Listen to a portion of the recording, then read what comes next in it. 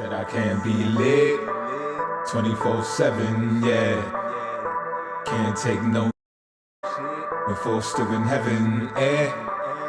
It's gonna take more than flirting to that's why I don't hit you up that much.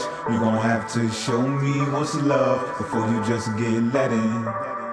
So I can't be lit 24/7, no. With a pick this big, nigga can't just get up and go. I know you want another hot girl summer, but I ain't finna hop up and hunt ya. I'ma let you drop off that number and let you get the getting. What's going on, everybody? I may cuss, but I don't curse. Let's get that situated first. Those born between 1971 and 1984 are part of the Pluto and Libra generation. It revolves around relationships, and there's a lot of content going on right now regarding relationships, the polarizations of them, and I'm pretty sure that this video is going to have a polarizing effect as well. I'm prepared for that. Pluto rules over preparation, you know what I mean? I'm already aware of that.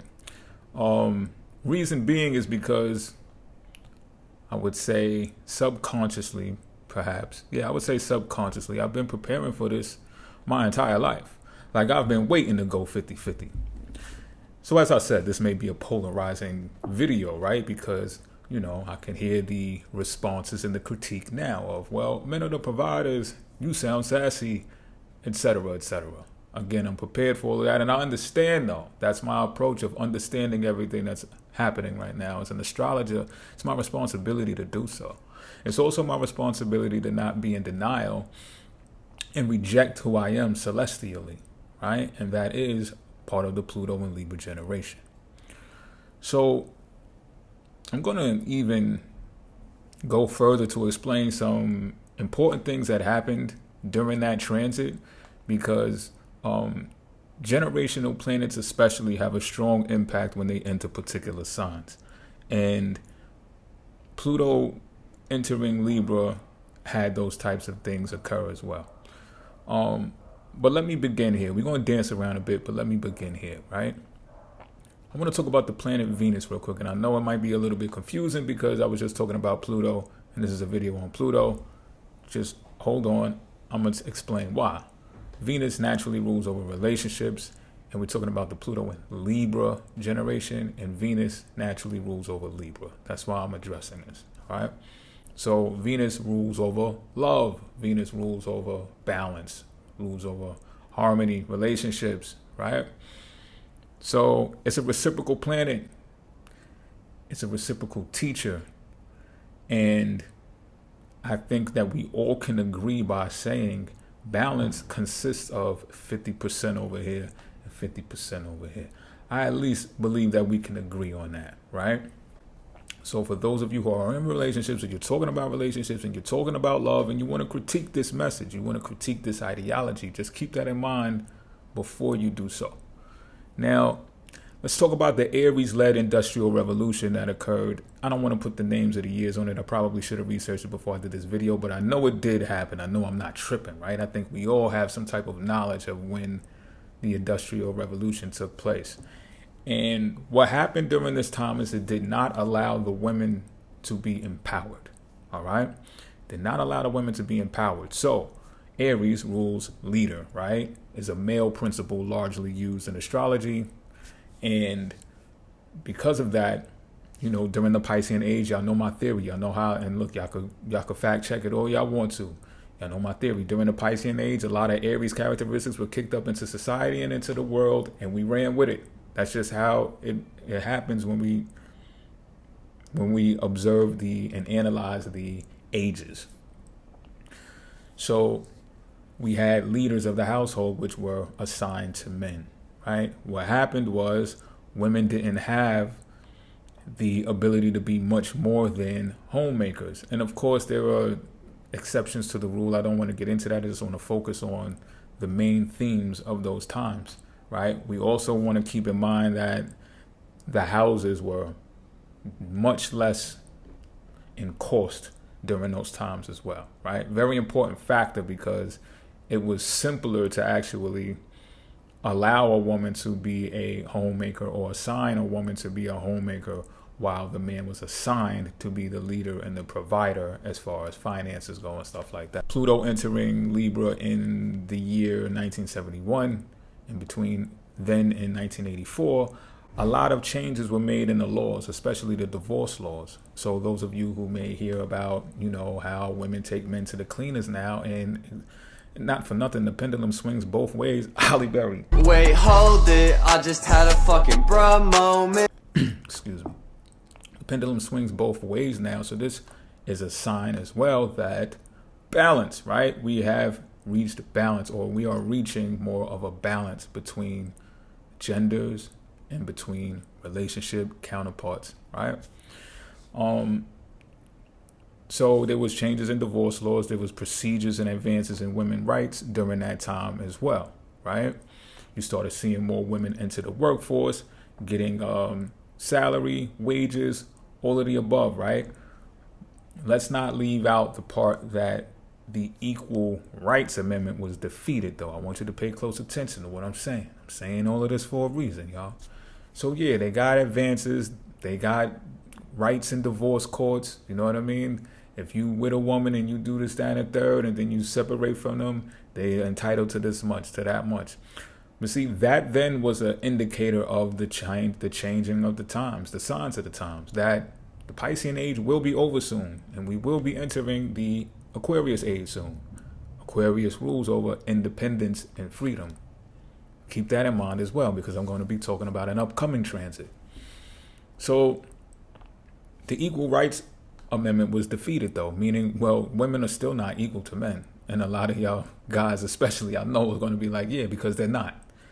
Y'all save y'all time for the critique or the response or whatever. I mean, y'all got your own videos flowing out there and stuff, so I get it. You know what I'm saying? I'm not tripping. But just keep in mind that that equal rights thing was defeated. Now, in context, theoretically, right, I'm under the impression that the divorce laws were entered, the advancements of rights for women were entered at that time intentionally, and the women's equality rights were defeated intentionally as well for this reason. I think the other things that were afforded to women at that time, were the catalysts to see how women would take those affordances and work them. And what society as a whole, or society on a large scale, did during that process is, again, they consequently put two incomes inside of a household, because with those advancements came inflation. You understand what I'm saying? So as the prices began to rise, it made sense or it was plausible to have two incomes inside of a household. Consequently, that was not ideal for childbearing, right? However, us still under the impression, I'm going to say, of the American dream, or those of us still just not watching the signs of the times and therefore adjusting, adapting, being changeable, mutable, stuck in their ways. And some people just have strong fixed areas in their natal charts and stuff like that. Like I said, I'm understanding of the whole shebang. They were just stuck in a rut and weren't able to adapt and change to that. But the consequence of that was the hindrance of the family unit, right? Now, not all families fell by the wayside, but a lot of families were crushed, destroyed, separated, at least strained during that time, or during these times, because now you got two parents that are not present in the home. So then the children got all of this free time, and in between time, after school, bars, I'm nice, right? But after school, you know what I mean? Before school, during school, all of that. They could cut school, go to home, nobody's home. You know what I'm saying? Both parents at work.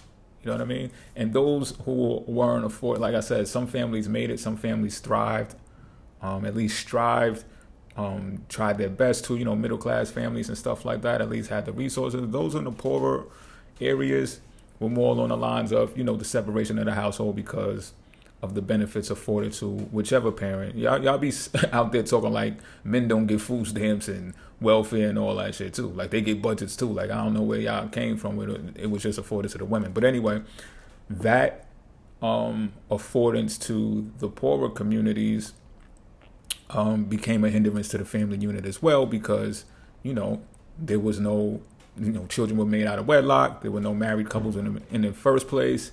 And some of them would just fling things and et cetera, right? So, because of the two parents absent and things like that, the family unit gets compromised. Like I said, there became an increase in unhealthy egos, and particularly men, right?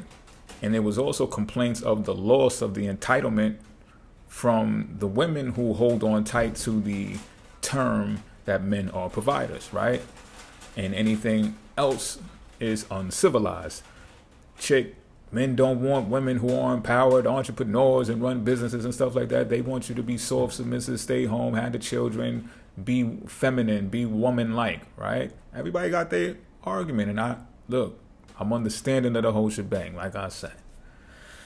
I'm here talking right now because I'm a Pluto and Libra generation kid, all right? So, I say that to say this, moving right along. Pardon the raindrops, it's New York City and it's pouring down rain right now. Now, Matthew 10:36. This explains when, or should I say, Jesus explains that a man's enemies will be the members of his own household. And this, I would say, because it was quoted during those times, which was the Piscean age, was probably largely associated with religious beliefs. And we could look at that as the way of life as well, because of the spirituality, Piscean age. You see heavy emphasis on religion during the Piscean age. So you can see how that probably pertained to that. I also want to state that it probably was not void of economic times as well. There was always economic times, whatever age that we were in, you know what I mean? So it probably had something to do with that too, or it could have something to do with that too. And the reason why I'm stating that is because that Bible passage can be attributed to the Aquarius age and the times that we face right now. Not only in regards to religion or philosophy, but also in regards to economy and how it affects the household, right? Because if we're talking about households and we're talking about all of the things that are regarding Pluto and Libra, right? Empowerment inside of relationships and the balance of relationships. And we're talking about the division of the home, right? Or how these things impact the home for those that it weighs heavy on to the point where it becomes a detriment. Then we should consider how, those who are within the same household can become enemies based upon the way that they approach things, the way that they address things, who's handling how much within this family unit, and how that consequently affects the relationship, impacts the relationship, not only between the parents of the household, but also the children as well, right? So now, not only that, we can have situations where the woman now earns more than the man. So who's the head of the household, right? And this is why I said it pertains also to men's egos being bruised or being expressed in an unhealthy manner due to the switching of the roles or the terms or the labels of what is happening inside of the household. Now, this is not a one-size-fits-all, of course. However, the leading talking points in most videos that I come across while online, you could say doing research and just being curious at other times as well, you can see how these are things that are emphasized the most.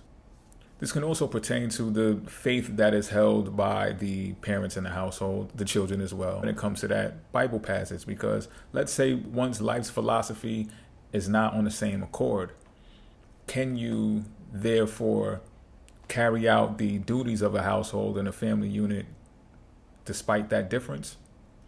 I'll let people in the comment section be the judge of that. Now, what I'm saying is this, and it concludes to this, that in order for families to be balanced, it will come down to power, empowerment, because Pluto rules over empowerment, personal empowerment, right? Adequacy. And Pluto also rules over inadequacy. So one can become troubled and even become ruthless if they feel inadequate in areas regarding power, to the point where they make moves to obtain power. You understand what I'm saying? And that's not all cases, but the alternative to that would be to educate oneself, to become more skillful, become more social when it comes to relationships, and build relationships better so that they can empower themselves. Accumulation of assets, you know the gist. So, for example, right, think of the first thing that a court orders to a parent who has to pay child support, right? The first thing that they do is they break down the allocation of the rent of the other parent, and they put an order on the paying parent that says, look, for starters, we're going to begin with the amount that's allocated to the area in the home that your child occupies. And if you ask me, that's fair. So that's an explanation, a description of Pluto being in Libra, right? Part of the advances that were given to women, if we're going to talk predominantly women, when this time had been initiated, and in this instance and for this example, we say, okay, you afford that woman that amount of money for child support starting there. Now, what happens when that child turns into an adult and that resource is exhausted? Can the child who is now an adult carry the weight of that obligation? Not only that, how do we rear our children and families now? Those who are single parents and those who have both parents in the household. Do you train your children up to do chores so that they can be afforded the gifts and the rewards and the things that they receive as children? Or do you spoil the children to the point where they don't have any requirements or they don't have any responsibilities, right? Do the governments get involved? Do they intervene or do they not? What is the age range that they do intervene? Or what possesses people to call ACS and things of that nature on parents when they may hear that they're making their children wash dishes for $5 a day or whatever the case may be? You understand what I'm saying? Because the same way that the parents are either being split apart or empowered by way of two incomes in a household now, they now have obligations based upon those two incomes, based upon inflation and the cost of living, right? Not only is the man empowered, now we have the woman empowered. So what about the children? You think the children aren't supposed to be empowered? And how are they going to take it, right? Are they going to say, hey, listen, by law, because you know they got the internet now, right? They got all types of information at their fingertips, so they could just be like, yo, look, it says right here in section code such and such that we don't have to do nothing until we 18. And then we don't have to do nothing again until we're 21. And this, that, and the third. So they might be telling the parents this, and then it's just like, well, okay, you got to get out at 18 or you got to get out at 21. Why? Because you have not empowered yourself to meet the requirements to be in this allocation of what we call a home here. So you see how the whole Matthew 10:36 can be attributed to what is pertaining right now in the Aquarius age. Get in the comment section if you disagree, if you agree, or if you understand what I'm saying. But not only that, let's extend this conversation a bit further. How does a man, or a woman for that matter now, right, trust the partner at home, like traditional times, traditional Aries-led times, right? How do you trust that that partner that plays the home more has your back, right? When the obligation of them is to only be a homemaker. Not an easy task. I'm not saying that's an easy task, ladies. Not necessarily. But what about the free time? Like, I know personally, right? I know the times when children are at school, and let's say they got an after school program at that, those are great opportunities for the homemaker women to go get a side piece. No! God, please, no! No! No! No! I'm just keeping it a bean. So if the man is at work during this whole entire time, like this is when all of the chicks come outside in their bonnets and their slippers and they walk to the bodegas. And if you on your game, you can time this perfectly. If you're a corner stander, if you're a block boy or something like that. And I'm using this as an example. I'm not saying that I'm encouraging this. I'm just saying this is an example that can be used, right? Dude always at work. If you on your P's and Q's and you see a way to infiltrate or you see a weak spot because of that, woman always walking to the store, you usually see them with the kids. You time everything because you outside, you get to see their schedule. You know what time they get the kids, you know what time they don't have the kids. This is a way for a person, a man in this scenario, to infiltrate and, you know, whisper sweet nothings in that woman's ear. Listen, you know, I ain't got you like that. Oh, my man take care of me. That's how I get to stay home, and all I got, you know, I just take care of my kids, just take care of my children, I take care of the home. I make sure we got food. I make sure I cook. Oh, because he don't want you to be like this. You could, you know, he don't want you to have your own money, or, you know, I could take care of you too. You know what I'm saying? In some scenarios, it could look like that it could look like that prototype is a nanny. You know what I'm saying? A nanny. Not even a roommate at this level, but a nanny or a babysitter, or, you know, a maid in some instances. You understand what I'm saying? And then we got social media at the fingertips. If you participate, you get to looking online. You see these boss babes, boss chicks, boss ass bitches, badass bitches, this, that, and the third. And who knows? They may have power couple counterparts, or maybe they don't. For a woman that has not experienced that side of life, they may get curious because they don't know anything else. And now they've been exposed to what that looks like, right? Or at least how it's advertised, how it looks. May not know how it really is. But that's an issue, right? And this is vice versa. Trust me when I tell you, these days, the pendulum swings both ways again. Bars, I'm nice. Nice. Because look, I done observed this as well. I done observed dudes that all they got to do, first of all, they chick got fantastic jobs. They basically pay for the majority of everything, right? Whatever the guy does, he may supplement here and there, toilet paper or something like that. I'm keeping it a bean. I'm not even trying to be funny. You know what I'm saying? All they got, they get the dude the car. Dude ain't working or none. All he got to do is drop her off to work, pick her up after work. You know what I mean? If there's children involved, drop the kids off at school.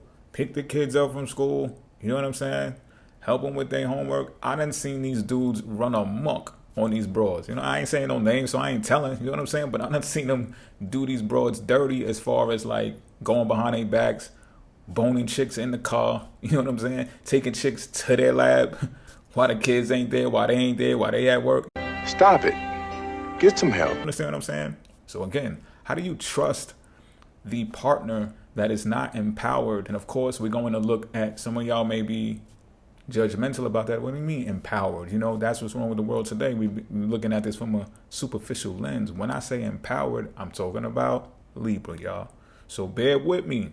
When we're talking about Libra, we're talking about 50-50. Bars, I'm still nice. Yeah, boy. But listen, because we already know that, right? How is the other counterpart empowered?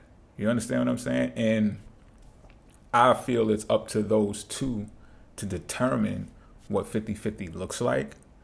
I'm just keeping it a beam with you. What Pluto and Libra represents. It represents justice in 100% shared experiences and partnerships and relationships.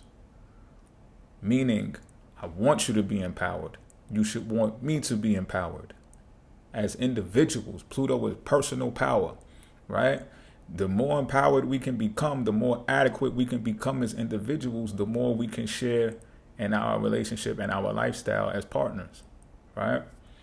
So if inflation occurs, it's no big deal to people who are looking at this Pluto and Libra thing, because they're looking for a balance. They're looking to be empowered, to balance each other out. This is what power couples are about. This is what power couples are made of. How do you trust in these days, in the modern times, how do you trust that the partner who is not empowered at the level that you are, and vice versa, will meet the obligation of whatever is described or determined to be 50-50 if they can't meet the requirement, right? So I'm just telling you the understanding of the signs of the times, whether you like them or not, or whatever your preference is. And I know this because I'm from the Pluto and Libra generation. I feel these things to the core. Now, I feel I was too young to take advantage of the Pluto transit inside of Sagittarius, which began in 1995. However, by the time that it left, I was able to see, at least backtrack and identify how it was manifesting by the time it was leaving, which was 2009. So right around this time, 2009, bars. So nice. But I was dealing with a woman and we worked with each other, right? I was dealing with a woman who I took seriously. They took me seriously. Dealing with them, we worked with each other in a company and we were moving up in the ranks together. Y'all may have heard me sprinkle this story around on my channel before. So we also had our own roofs, right? Which we would bounce back and forth to whenever we felt, whenever we checked in with each other. Yo, I'm coming through. You want me to come through? Oh, you coming through? You want to come through? Both had our own roofs. You know what I'm saying? Own situations like that. Both making our own finances. Both college students. Both, you name it. It was just like very balanced. You get where I'm going with this?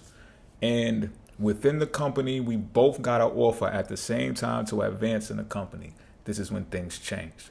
Because one of us made the decision to advance, right? Become more adequate, more empowered. And the other made a decision to not, which was the woman, right? And I'm not shaming them for this. I'm not downing them for that decision that they made or nothing. You know what I'm saying? I just know that it played a part in what I'm describing right now. There was a lack of adequacy. There was a lack of empowerment on her part. We broke up not too long after that, just keeping it a bean. You know what I'm saying? She told me why she did it. She didn't see herself in that company, climbing up in that company. She really didn't feel like they was worthy of her presence and all of that. You know what I'm saying? She kept it 100 with me. Like, she told me everything of why. And I didn't feel like I wanted to stop dealing with her. However, I did see the dynamics within the workplace change. And again, this was a very balanced relationship. We worked together most of the time. When we weren't at work, we had our own labs. So yeah, one may say, oh, well, y'all probably was doing y'all dirt or doing y'all things on the side or whatever the case may be. There really ain't much time to do that. There really wasn't much time to do that. But without, we communicated, you know what I'm saying? Like I said, you want to come over, the freedom was there as well. The empowerment and the ability to be free was still there. And we get to see each other a lot of the time because we work together. You know what I'm saying? So it was a serious matter. But I realized that as that transit ended, which was 2009, so did the relationship. And then Pluto entered Capricorn, and then it actually began squaring my natal placement. And those of you who have Pluto in Libra as well. Right? So then the obstacles started coming in. I no longer had my broad. You know what I'm saying? So she no longer had me. You know what I mean? And what happened after that happened, more relationships or whatever that case may be. And I can actually go and describe some of those relationships as well. I'm sure that some of you who experienced from the Pluto and Libra generation who experienced relationships during the Pluto and Capricorn transit can explain some of your obstacles, trials, and tribulations that occurred during that time, during that transit as well, because there's a square there. There's going to be obstacles there. You get where I'm going with this? So I'm just describing and prescribing what previously took place and what's about to happen now, because I do say all of that to say this, right? So, we broke apart, and I guess you could say, like the passage says, Matthew 10:36, we became enemies, sort of. And I don't mean like real life enemies, but we broke apart. We had differences with each other, which I won't detail. Again, if you heard me speak about this relationship here and there sprinkled, I have said a couple of details, but really it's those details that I explained anyway, primarily. And, it just is what it is.